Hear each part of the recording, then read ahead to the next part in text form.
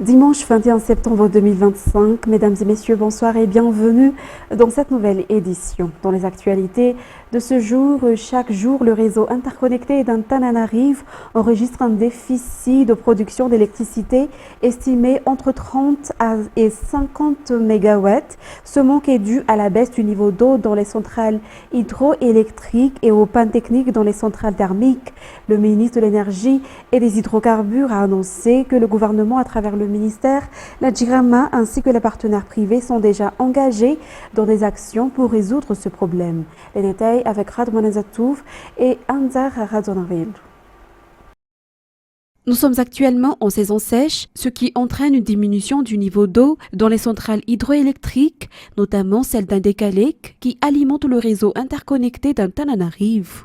Indékalek, la production a baissé jusqu'au tiers de sa capacité habituelle. En plus de la diminution du niveau d'eau, la centrale thermique d'Antirabé a également connu des problèmes techniques. Par ailleurs, des pannes ont été enregistrées sur plusieurs groupes de la centrale de production d'électricité de la Jirama à Mbouy-Manamboul suite à des problèmes liés au fioul lourd utilisé. Tous ces éléments ont conduit à une baisse significative de la production d'électricité sur le réseau interconnecté d'Antananarive, entraînant des délestages successifs que subit actuellement la population. Malgré ces difficultés, le ministre de l'Énergie et des Hydrocarbures a tenu à rassurer la population que le gouvernement, à travers le ministère, la Jirama, les techniciens ainsi que les partenaires privés sont mobilisés pour améliorer progressivement la production électrique. Le réseau interconnecté d'Antananarive couvre la capitale ainsi que les zones environnantes telles que Mouramang, Antirabé et les localités situées le long de la RN1 jusqu'à Mpéfi. Le ministre de tutelle appelle ainsi la population au calme en attendant que les efforts en cours portent leurs fruits.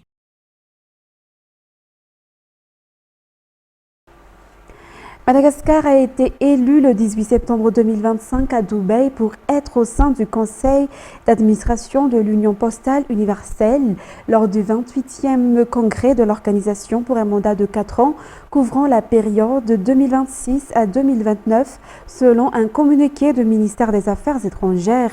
La présence de Madagascar au sein de cette instance marque la reconnaissance par la communauté internationale du rôle majeur que joue le pays dans le secteur postal et des efforts engagés par le président de la République en matière de modernisation du service postal, toujours selon la même source. Les détails avec Naté Rakoudmav.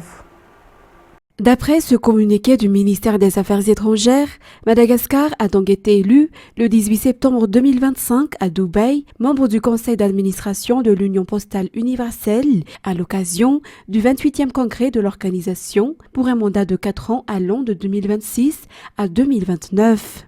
Cette élection, poursuit le communiqué, constitue une preuve tangible que la communauté internationale reconnaît l'importance du rôle de Madagascar dans le domaine postal et les efforts du président de la République pour engager une réforme en profondeur de ce secteur stratégique dans le pays. Cela inclut notamment la mise en place par Madagascar de grandes stratégies pour la modernisation numérique des services postaux, le renforcement des services financiers postaux et le développement des communications numériques au bénéfice des citoyens et des entreprises. Le conseil d'administration de l'UPU, composé de 41 pays élus tous les 4 ans, est l'organe chargé de superviser les activités de l'organisation, de mettre en œuvre les décisions du Congrès et de définir les politiques destinées à renforcer le système postal international. La présence de Madagascar en son sein permettra au pays de participer directement aux grandes décisions de l'UPU et de contribuer à la définition des priorités en matière d'innovation, de sécurité et de bon fonctionnement du réseau postal mondial. Ce succès est également le fruit d'une action diplomatique active menée par Madagascar aux côtés de ses partenaires, résultat d'un engagement constant de sa diplomatie. Il témoigne de la capacité du pays à rechercher des soutiens, défendre sa vision et s'affirmer comme un acteur crédible et influent dans les instances internationales en faveur d'un système postal mondial plus moderne, plus intégré et plus performant. Dans ce nouveau rôle, Madagascar entend partager ses expériences, promouvoir des solutions innovantes adaptées aux réalités des pays insulaires et en développement et contribuer à la mise en place d'un système postal mondial plus harmonisé, efficace et durable. À travers cette élection, Madagascar réaffirme son attachement aux valeurs de coopération internationale et à l'édification d'un secteur postal performant, pilier essentiel du développement durable et de l'intégration économique régionale et mondiale.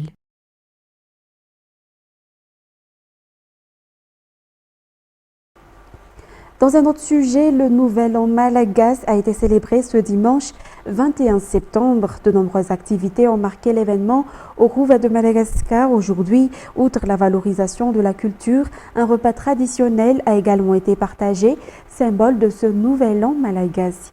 Radraman Zatouf sur les images de Secha Anjianab. C'est ici, au Rouva de Madagascar, que le Nouvel An malagasy a été célébré aujourd'hui. Toutes les communautés royales étaient présentes pour marquer ensemble ce nouvel an. Chacune a présenté ses habits traditionnels et sa culture régionale, mais c'est surtout l'unité et la solidarité du peuple malagasy qui ont été mises en avant lors de cette journée du 21 septembre, désormais considérée comme le Nouvel An malagasy. Après les différentes activités organisées, pour l'occasion, un repas traditionnel appelé Nufuke Namtapiavanan a été partagé au Rouva de Madagascar en guise de clôture de cette journée. Et la messe d'installation de l'évêque auxiliaire de l'archidiocèse d'Antananarive s'est tenue aujourd'hui sur le terrain du collège Saint-Michel à Barbé. Le prêtre Mamiarsou Modeste Rangianifafin a été nommé évêque auxiliaire de l'archidiocèse d'Antananarive par le pape Léon XIV. Un grand nombre de fidèles catholiques se sont rassemblés sur le terrain du collège Saint-Michel à Barbé pour assister à cette messe solennelle. Les représentants du Conseil des églises chrétiennes de Madagascar, ou FFKM, étaient également présents. Le nonce apostolique, la conférence épiscopale, ainsi que de nombreux prêtres et religieux ont également pris part à la célébration. Des représentants du président de la République, Andji Rajoelina, ainsi que des membres du gouvernement ont également assisté à la messe. Dans son allocution, le nonce apostolique a invité les fidèles catholiques à accueillir avec joie le nouvel évêque auxiliaire et à le soutenir, notamment dans les moments difficiles. Et la journée internationale du nettoyage a été célébrée hier 20 septembre. Le ministère de l'Environnement et du Développement durable a souligné lors de la célébration à Tanzumbat que les déchets peuvent être transformés en source de revenus. De nombreuses entreprises achètent les déchets et les transforment pour en tirer profit. Selon les propos du ministre, le nettoyage et la réduction des déchets devraient aussi devenir une culture ancrée dans la société. Radraman Zatouf et Anzar Razonarville. Les déchets ne devraient pas être perçus uniquement comme une pression environnementale. Il faut que chacun sache préserver la propreté et réduire les déchets. Et il est tout à fait possible de trier les déchets et de les recycler afin de générer des revenus. Plusieurs sociétés œuvrent déjà dans ce domaine dans notre pays, créant de nombreux emplois. La commune de Tanzumbat héberge plusieurs de ces entreprises de recyclage. Et c'est la raison pour laquelle la journée internationale du nettoyage a été célébrée dans cette localité. 5 tonnes de déchets ont été collectés à Tanzumbat lors de cette célébration de la journée internationale du nettoyage ce samedi. Et certaines entreprises se sont déjà manifestées pour les prendre en charge en vue de leur recyclage. Et en plus de Tanzumbat, cette grande ville ont également célébré cette journée internationale du nettoyage. Dans ce même contexte, dans le cadre de la célébration de journée internationale du nettoyage, la commune urbaine d'Antananarivo a mené des activités de nettoyage à Mbuidepun, dans le 2e arrondissement. 22 Fukuntan y ont participé pour dégager les ordures entassées sur des sites de décharge locaux. L'opération s'est déroulée avec la collaboration des forces de l'ordre, notamment la police nationale, des représentants du scout, des responsables du district, ainsi que ceux du ministère de l'Environnement et du Développement durable, selon les déclarations de Mayernien Arangiatine, adjoint au maire du 2e arrondissement. Au-delà des campagnes de sensibilisation et de nettoyage quotidien menées par la CUA sur les grands axes, il est également nécessaire d'organiser des descentes sur terrain, comme celle effectuée à Mbuidepun, afin de promouvoir une prise de conscience à la base. Il a souligné que la propreté de la ville dépend de la conscience et de la responsabilité de chacun. Par ailleurs, la commune urbaine d'Antananarivo poursuit ses efforts de suivi et de contrôle pour faire respecter les règles d'hygiène.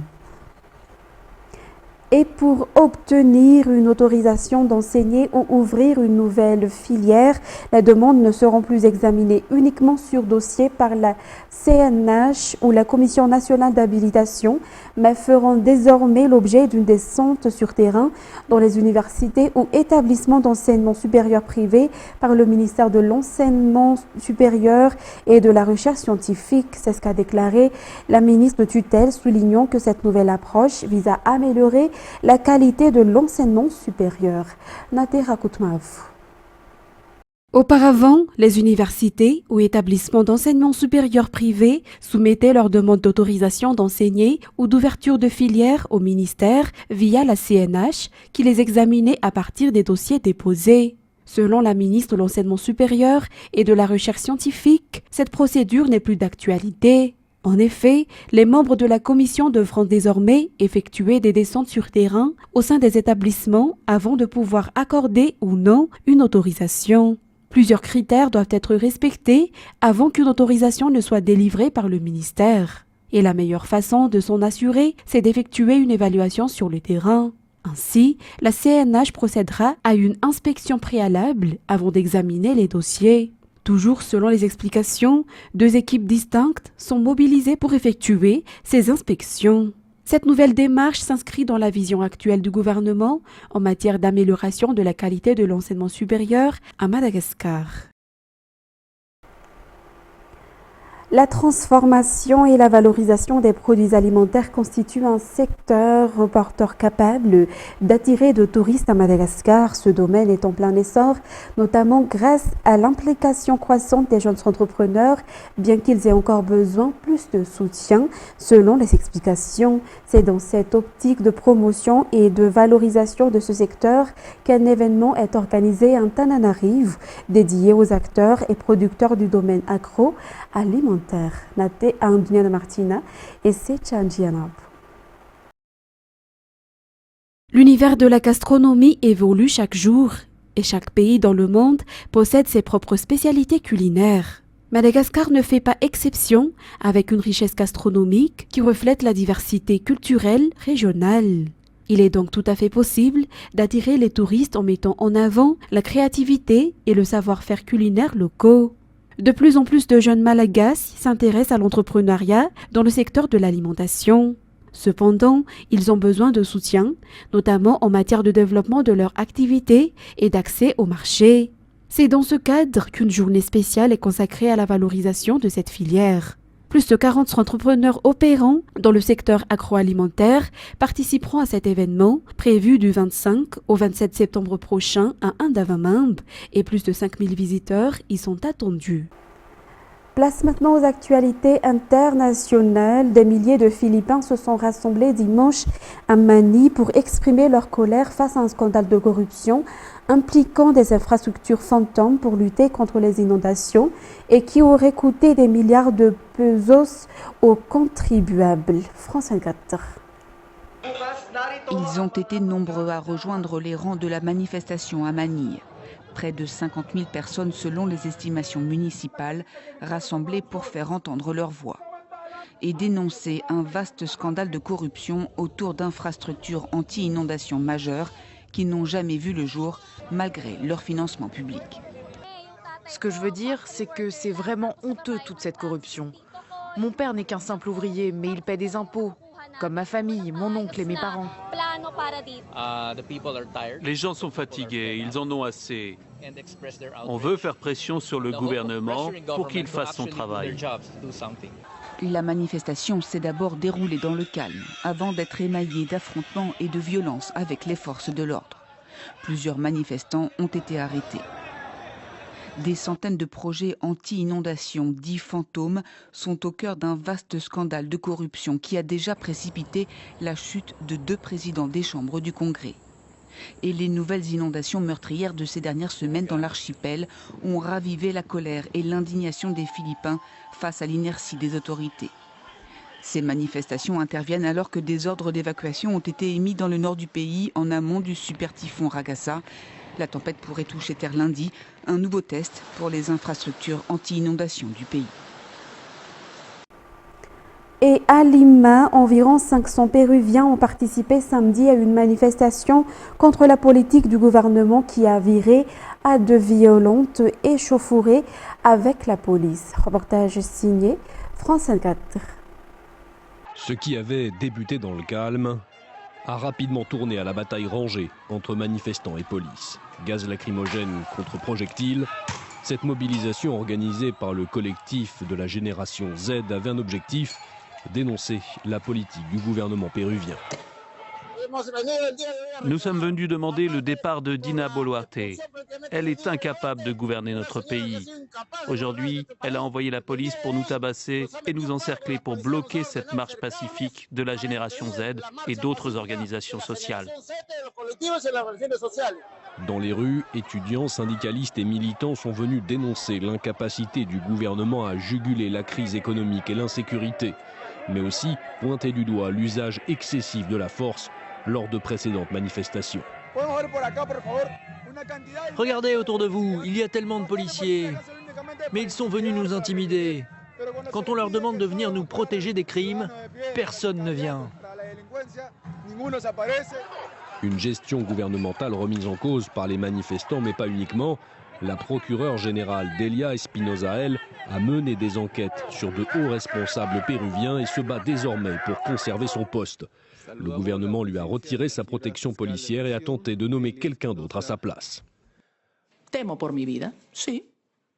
J'ai peur pour ma vie, bien sûr, je suis un être humain. Mais cela ne m'empêche pas de continuer à lutter contre la corruption, car c'est le serment que j'ai prêté. Génération Z lutte contre la corruption, des thèmes désormais familiers, tout comme ce drapeau tiré d'un manga à succès. On l'a notamment vu au Népal et en Indonésie lors de manifestations similaires, un symbole de résistance d'une jeunesse exaspérée par ses dirigeants et par la corruption. Et bras de fer diplomatique inédit entre le Mali et l'Algérie. En effet, Bamako a officiellement saisi la Cour internationale de justice contre Alger, accusé d'avoir abattu l'un de ses drones, une requête qualifiée de grossière par l'Algérie qui rejette ces accusations. France 24. Bamako accuse Alger d'agression et dans sa requête au juge revient sur des faits survenus dans la nuit du 31 mars au 1er avril 2025. Selon le Mali, cette nuit-là, l'armée algérienne a abattu un drone de reconnaissance des forces de sécurité maliennes. Alors c'est sur cette base que le Mali accuse l'Algérie d'avoir violé le principe de non-agression, non-recours à la force entre États. Vous savez, c'est un peu la base des relations internationales. C'est un principe qui est inscrit dans la Charte des Nations Unies et le Mali estime donc que l'Algérie a violé la Charte des Nations Unies, la Constitution de l'Union africaine et le pacte de non-agression et de défense commune de cette même Union africaine. Voilà, c'est en gros ce que contient la plainte qui a été déposée par le Mali. Alors c'est une étape de plus dans des relations diplomatiques qui sont déjà compliquées entre les deux pays.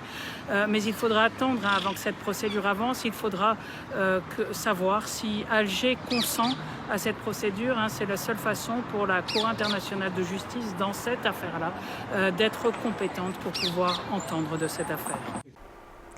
Et c'est avec ce reportage que nous clôturons cette édition d'aujourd'hui. Merci de votre fidélité.